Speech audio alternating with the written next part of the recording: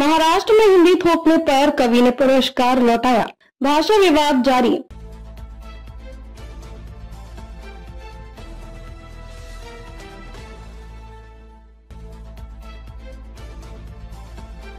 नमस्कार, जय जिनेंद्र।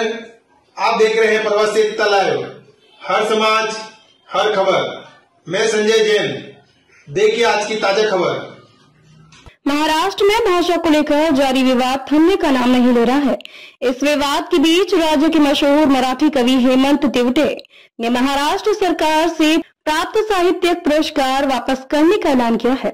तिवटे ने यह फैसला राज्य में स्कूलों में कक्षा 1 से 5 तक हिंदी को तीसरी भाषा के रूप में अनिवार्य करने के सरकार के फैसले के विरोध में लिया है।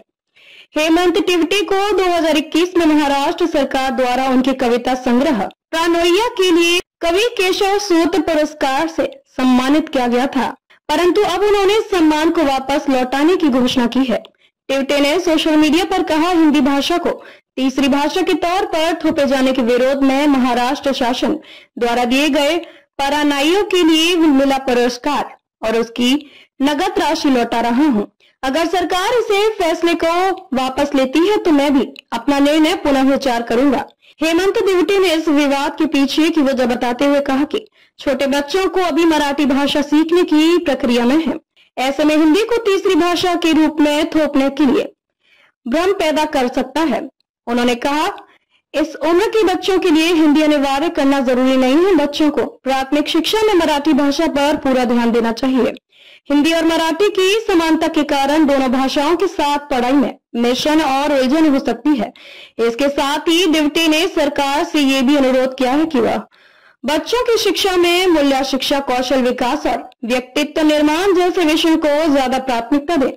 उनका मानना है कि भाषा को लेकर जबरदस्ती से बचना चाहिए और बच्चों की शैक्षणिक जरूरतों पर ध्यान देना चाहिए। महाराष्ट्र सरकार की ओर से भी इस विषय पर कई बार प्रतिक्रिया आई है। मुख्यमंत्री देवेंद्र फडणवीस ने हाल ही में कहा था कि राज्य में मराठी भाषा को सभी स्कूलों में अनिवार्य किया गया है, लेकिन हिंदी को अनिवार्य नहीं बनाया गया है। छात्रों को तीसरी भाषा के रूप में किसी भी भारतीय भाषा को चुनने की स्वतंत्रता दी गई है। उन्होंने कहा, हम अंग्रेजी की तरह ही भारतीय भाषाओं का सम्मान करते हैं। भारतीय भाषाएं अंग्रेजी से भी बेहतर हैं। फडणवीस सरकार ने पहले हिंदी को तीसरी भाषा के रूप में अनिवार्य करने के आदेश में अनिवार्य शब्द को हटाकर इसे वैकल्पिक बना दिया था। इसके बाद भी हिंदी को लेकर भाषा नीति पर विवाद खत्म नहीं हुआ है। हाल ही में हिंदी के अलावा अन्य वैकल्पिक भाषाओं के चयन को लेकर भी प्रश्न उठे हैं। हेमंत तिवटे द्वारा पुरस्कार लौटाने का कदम इस बहस को और भी गहरा करता दिख रहा है। यह कदम भाषा की संवेदनशीलता को दर्शाता है, जो महाराष्ट्र जैसे बहुभाषी राज्य में लगातार चर्चा का विषय बना हुआ है। राज्य में भाषा की स्थिति और नीति को लेकर लोगों के बीच मतभेद का यह सिलसिला जारी है और इससे यह साफ होता है कि भाषा को लेकर राजनीतिक और सामाजिक स्तर पर विचार विमर्श अभी भी आवश्यक है। इस विवाद के बीच यह प्रश्न भी उठता है कि क्या शिक्षा में भाषाई विविधता को सुरक्षित रखते हुए बच्चों को बेहतर शिक्षा दी जा सकती है, या भाषा को लेकर की गई कोई भी नीतिगत कार्रवाई विवाद का कारण बन सकती है। अब यह देखना दिलचस्प होगा कि महाराष्ट्र सरकार इस विवाद को कैसे संभालेगी और राज्य के शैक्षणिक माहौल में संतुलन बनाने के लिए क्या कदम उठाएगी।